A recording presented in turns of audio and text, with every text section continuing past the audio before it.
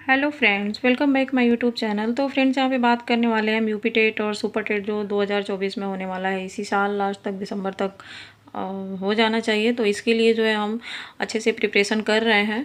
तो इसमें हम हिंदी के 1 पार्ट डाले थे जिसमें कि हमने उसके पूरे डिटेल में बताया था। अब जो है ये है स्वर के भेद के बारे में हम बात करते हैं। तो स्वर के भेद के बारे में हम बात कर रहे हैं। तो इसमें सबसे पहला है यहाँ पे कि उत्पत्ति या व्युत्पत्ति, बनावट, निर्माण के आधार पर स्वरों के भेद कितने होते हैं?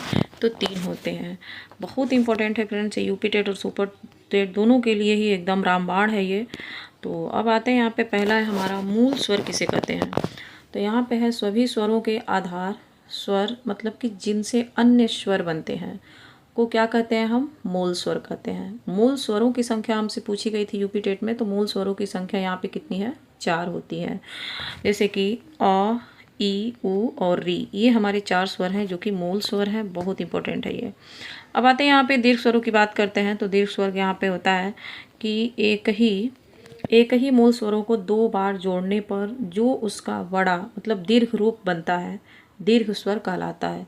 जैसे जो 4 मूल स्वर थे उन्हीं चारों मूल स्वरों को 2 बार जोड़ा जाए। जैसे अ, ये मूल स्वर है और यहाँ पे भी मूल स्वर है। तो यहाँ पे हो रहा है कि 2 मूल स्वरों को जोड़ा गया। अ और अ ये दोनों मूल स्वर हैं। इनको जोड़ने पर हमको क्या होता है? बड़ा दीर्घ रूप बनता है। जैसे अ और अ मिला करके हमको यहाँ पे आ बन गया। तो ये दीर्घ स्वर हुआ। जैसे यहाँ पे ई और ई, ये भी दोनों मूल स्वर हैं। तो 2 मूल स्वरों को जब हम जोड़े तो यहाँ पे बड़ी ई बन गया। ऐसे ही यहाँ पे ऊ और ऊ, यहाँ पे ऊ और ऊ ये हम जोड़े हैं तो यहाँ पे दीर्घ ऊ बना है। री और री, यहाँ पे 2 मूल स्वर को जोड़े हैं तो यहाँ पे बड़ी री बना है। तो आई होप आपको समझ में आया होगा कि मूल स्वर किसे कहते हैं और दीर्घ स्वर किसे कहते हैं और कौन कौन से मूल स्वर हैं और कौन कौन से दीर्घ स्वर हैं। अब हम आते हैं संयुक्त स्वर की बात करते हैं। बहुत इंपॉर्टेंट है संयुक्त स्वर भी। यहाँ पे है जब 2 अलग अलग स्वर आपस में जुड़े होते हैं तो जुड़कर एक नया स्वर बना देते हैं। उस नए स्वर को हम संयुक्त स्वर कहते हैं। तो संयुक्त स्वर, तो अब देखिए यहाँ पे अ और इसमें आ और प्लस ई और ए, मतलब कि एक मूल स्वर और एक दीर्घ स्वर। यहाँ पर भी एक मूल स्वर और दीर्घ स्वर जब यहाँ पे जुड़ा तो यहाँ पे ए का निर्माण हुआ। ऐसे ही यहाँ पे एक अ और आ प्लस इसमें ए जोड़ा तो ऐ बना। अ और आ में ऊ और ऊ बना, जुड़ा इसमें तो ओ बना। अ और आ प्लस इसमें ओ औ जोड़ा गया तो औ बना। तो फ्रेंड्स, आपको समझ में आया होगा कि यहाँ पे मूल स्वर और दीर्घ स्वर जब जुड़ते हैं तो हमें संयुक्त स्वर बनते हैं। तो ये ए, ऐ, ओ, औ, ये क्या है? हमारे संयुक्त स्वर हैं। तो आई होप आपको समझ में आया होगा अच्छे से। अब हम बात करते हैं मात्रा। वो तो उत्पत्ति के आधार पे हमने देखा था। अब आते हैं हम मात्रा। उच्चारण के आधार पर स्वरों के भेद कितने होते हैं? तो 3 भेद होते हैं। पहला होता है ह्रस्व स्वर, वे स्वर जिनसे उच्चारण में कम समय लगता है, ह्रस्व स्वर होता है। जैसे आपने बोल के भी देखिएगा, अ, ई, उ, री, बहुत कम समय में हमने इसे उच्चारण कर लिया, इसे ह्रस्व स्वर कहते हैं। अब आते हैं हम दीर्घ स्वर की बात करते हैं यहाँ पे कि दीर्घ स्वर कौन सा है। इसमें दीर्घ स्वरों की यहाँ पे है कि वे स्वर जिनके उच्चारण में लघु स्वर से दुगुना समय लगता है उसे हम दीर्घ स्वर कहते हैं। आ, ई, उ, ए, ऐ, ओ, औ, ये क्या है? दीर्घ स्वर है। तो ऐसे ही आपको समझ में आ जाना चाहिए फ्रेंड्स कि ये हम तो कोई पहली बार पढ़ नहीं रहे हैं, हमने तो पहले से ही हमने पढ़ रखा है। लेकिन कोई भी चीज़ को ये ना समझिए कि ये हम तो पढ़ लिए हैं पहले से।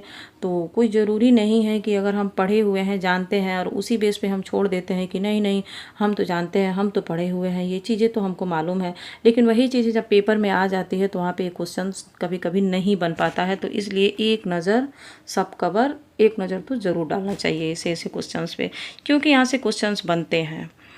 अब आते हैं यहाँ पे हम प्लोत स्वर की बात करते हैं। जिन स्वरों के उच्चारण में दीर्घ स्वर से भी अधिक समय लगता है उन्हें प्लोत स्वर कहते हैं। हिंदी में 8 प्लुत स्वर होते हैं। तो यहाँ पे है फ्रेंड्स आ, ई, उ, री, ऐ, ओ, औ, मतलब कि यहाँ पे प्लुत स्वर जो होता है, प्लुत स्वर जैसे कि ये वाला अक्सर आपने देखा होगा, तो ये इसके साथ जो लगा हुआ है, तो आ ई ऊ री ऐ ओ औ इसके साथ जो लगा हुआ है ये प्लूत स्वर है। तो आई होप आपको समझ में आया होगा। अब नेक्स्ट हम पॉइंट की बात करते हैं यहाँ पे, जिह्वा की उच्चारण स्थिति के आधार पर स्वरों के भेद कितने होते हैं? अग्र स्वर, मध्य स्वर, पश्च स्वर। तो यहाँ पे ई री ए ऐ ये क्या है हमारा? अब पहले हम बता दें यहाँ पे जिह्वा, सपोज दैट ये जिह्वा है, जिसमें ये आगे का जो भाग है अग्र भाग है, ये बीच वाला मध्य भाग है, और जो पीछे होता है जिह्वा का भाग उसे हम पश्च भाग कहते हैं। तो फ्रेंड्स ये समझ में आ गया होगा आपको। यहाँ पे अग्र स्वर होता है ई री ए ऐ, मतलब कि ये अग्र भाग से निकला हुआ है। मध्य स्वर जो होता है, मध्य स्वर में मध्य भाग से जो निकलता है वो सिर्फ अ है। ये क्वेश्चन पूछा गया था कि मध्य स्वर कौन सा है? अ है। और अग्र स्वर अ ई री ए ऐ। और पश्च स्वर की हम बात करते हैं यहाँ पे, जो पश्च स्वर जो कि हमारे जिह्वा के पिछले भाग से जो निकलता है, आ ओ औ ऊ, ये हमारा पश्च भाग से जो निकला हुआ ये स्वर है, जिसको हम पश्च स्वर कहते हैं। अब आते हैं हम नेक्स्ट पॉइंट की बात करते हैं यहाँ पे। अब आते हैं यहाँ पे हम व्यंजन की बात करते हैं। अभी तक तो हमने स्वर की बात किया, अब हम व्यंजन की बात करते हैं। तो व्यंजन वे वर्ण जो स्वर की सहायता के मतलब उसके सहारे बोले जाते हैं उसे हम क्या कहते हैं? व्यंजन कहते हैं। जैसे क है, तो क में हमारा क और प्लस अ मिला करके ही हमें क का निर्माण हुआ। ये हलंत जो क के जो नीचे लगता है हलंत, ये आधा क का मतलब समझा जाता है। जैसे ब के नीचे हलंत है, तो हम ब बोल रहे हैं तो अ आ रहा है, तो ब अ ब, तो ये ब अ मिला करके ब बना है। तो फ्रेंड्स आई होप आपको समझ में आ गया होगा। अब आते हैं हम यहाँ पे, स्वरों की बिना व्यंजनों का उच्चारण संभव नहीं है। अगर स्वर नहीं है किसी व्यंजन के साथ तो हम उसको उच्चारण नहीं कर पाएंगे। विदाउट स्वर हम किसी भी व्यंजन को उच्चारण करने में हम संभव नहीं कर सकते हैं, वो पॉसिबल ही नहीं है। बिना स्वर वाले व्यंजन में हल लगा होता है, जिसे आधा व्यंजन भी कहते हैं, जैसे कि हम आपको ऊपर बताया है। जैसे यहाँ देखिए क में आधा नीचे हलंत लगा हुआ है, इसे हम जो है हल कहते हैं। तो क जैसे कि ये अक्षर है, क्या है? अक्षर है, और क्या है? व्यंजन है। तो अक्षर हम क्या होता है कि जिसका उच्चारण संभव हो। तो जैसे क में देखिए, क क्या है? व्यंजन वर्ण है, और अ क्या है? स्वर्ण वर्ण है। तो इसीलिए कहा गया है कि जो क है, मतलब कि जो व्यंजन होता है वो बिना स्वर के संभव नहीं है। तो क हम बोल रहे हैं तो उसके साथ क्या आ रहा है? ओ आ रहा है। तो इसीलिए व्यंजन वर्ण और स्वर वर्ण मिला करके ही हमारा क्या होता है कि व्यंजन बोलते हैं और व्यंजन बनते हैं। ये इसके बिना, स्वर के बिना तो पॉसिबल हो ही नहीं सकता है।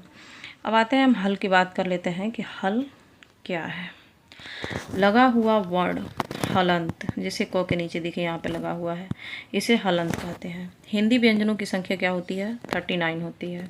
25 स्पर्श व्यंजन होता है, 4 अंतस्थ व्यंजन होता है, और 4 उष्म व्यंजन होता है, और 4 ही संयुक्त व्यंजन होता है, और 2 द्विगुण होता है। द्विगुण व्यंजन जो होता है वो दो संख्या होती है उनकी।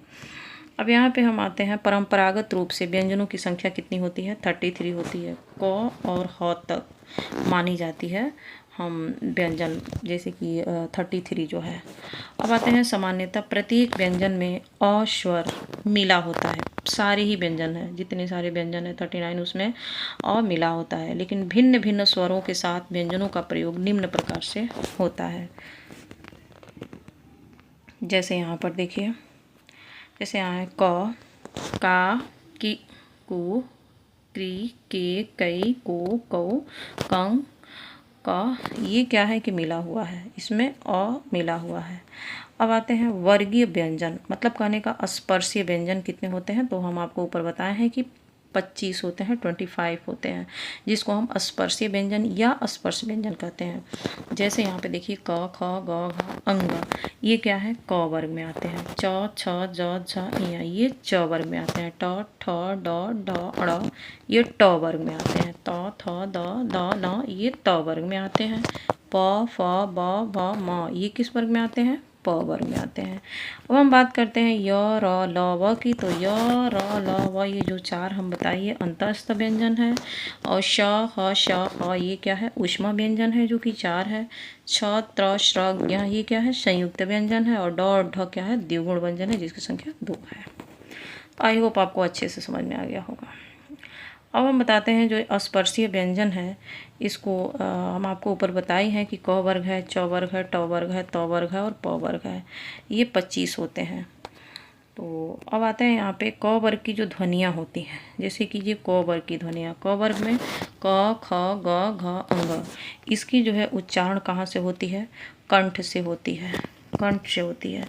च वर्ग की जो ध्वनियाँ हैं वो तालव्य से बोली जाती हैं। ट वर्ग की ध्वनियाँ मूर्धन्य से बोली जाती हैं और त वर्ग की दंत से बोली जाती हैं और प वर्ग की ध्वनियाँ ओष्ठ से बोली जाती हैं। तो कंठ, तालव्य, मूर्धन्य, दंत, ओष्ठ, ये 5 जो स्पर्श व्यंजन हैं।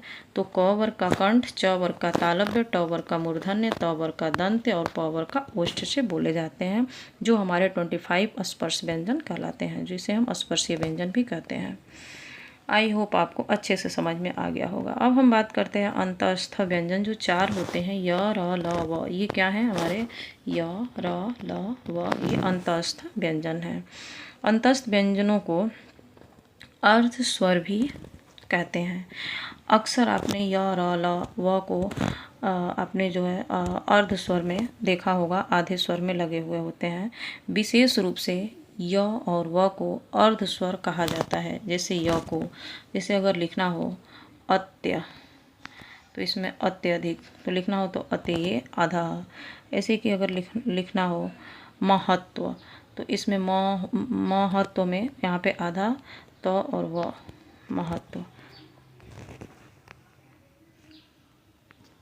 फ्रेंड्स, हमारी वीडियो अच्छी लगे तो लाइक करें, शेयर करें, क्योंकि अब हमारी जो है नेक्स्ट पार्ट आएगा, जिसमें कि आपको अच्छे से हम और भी बताने का पूरा प्रयास करेंगे और इस पे MCQ भी लेके आएंगे। तो हमारी वीडियो को लाइक करें, शेयर